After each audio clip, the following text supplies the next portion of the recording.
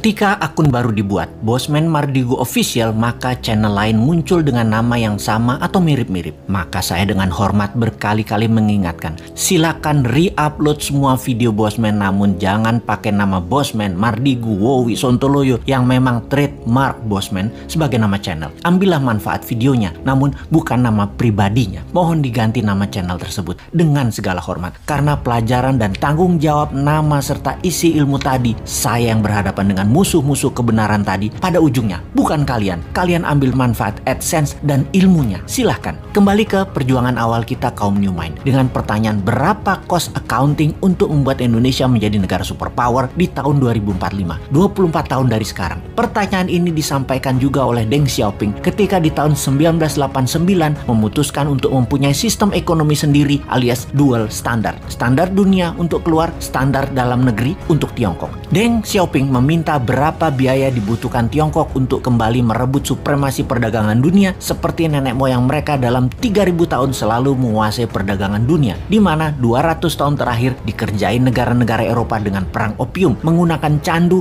untuk membuat goblok otak 30 juta rakyat Tiongkok dan juga pejabatnya. Lalu perdagangan Tiongkok dikendalikan Eropa sekian lama. Pertanyaan Deng Xiaoping tadi di tahun 1989 dijawab dan benarlah. 20 tahun setelahnya Tiongkok menjadi negara maju dan 20 tahun kemudian, yaitu sekarang, Tiongkok menjadi kekuatan yang ditakuti.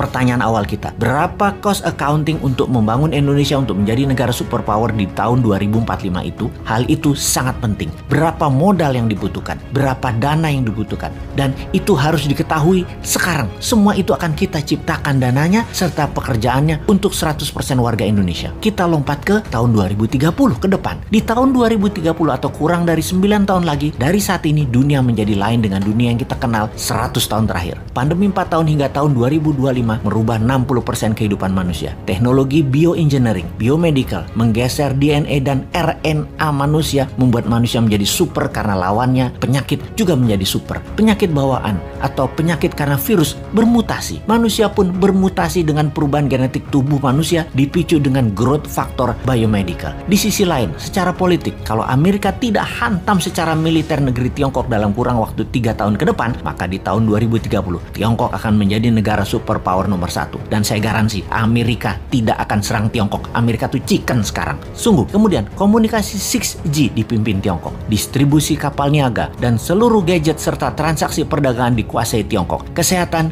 dikuasai globalis cabal. Demikian juga sumber informasi big data dan currency akan dikuasai cabalis. Kemudian kehidupan pertanian akan semakin sulit. Alam semakin gersang. Cuaca tidak bisa dibaca dan dikendalikan. Panas bumi mencapai puncaknya di tahun 2030. Musuh bersama umat manusia di tahun 2030 adalah kelaparan, kekurangan pangan dan gizi, serta cuaca yang ekstrim. Alam tidak ramah. Dunia menjadi semakin kejam. Manusia semakin buas. Tiongkok di tahun 2030 akan mempunyai penantang baru yang namanya Nusantara. Siapa Nusantara itu? Negara yang menjadi pengontrol laut, pengontrol mineral dan sumber pangan. Negara maritim, food country dan mineral country. Itulah Nusantara di tahun 2030. Pertanyaan berikutnya, apakah Nusantara dalam 15 tahun kemudian, yaitu di tahun 2045, bisa melewati Tiongkok atau setidaknya menyamai? Jawabannya adalah bisa. Konsep bernegara di tahun 2030 adalah kendali pembayaran dunia perdagangan yang menggunakan emas. Di dalam negeri, sejak New Mind berkuasa nanti di tahun 2024, maka 1 tahun setelahnya di tahun 2025, emas dijadikan alat bayar resmi, di mana puncaknya di tahun 2030, rupiah fisik musnah tidak dipakai lagi jadi e-rupiah dan fisiknya adalah emas. Nusantara menarget dalam 15 tahun ke depan sejak tahun 2030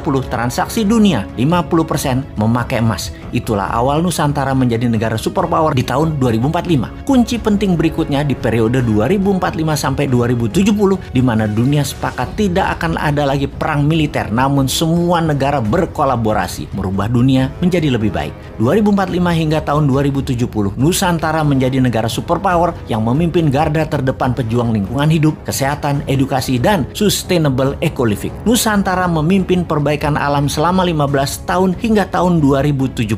kemudian sejak tahun 2070, inilah awal perdamaian dunia 1000 tahun yang juga dipimpin Nusantara. Terlihat indah? Tidak mungkin. Ada yang berpikir begini nggak di pejabat incumbent atau oposisi? New Mind memang sontoloyo, tapi kita semua tahu semua impian ini pasti terjadi. Inilah mengapa video kita dan channel kita ditakuti pemahamannya. Selamat datang masa depan di tangan New Mind.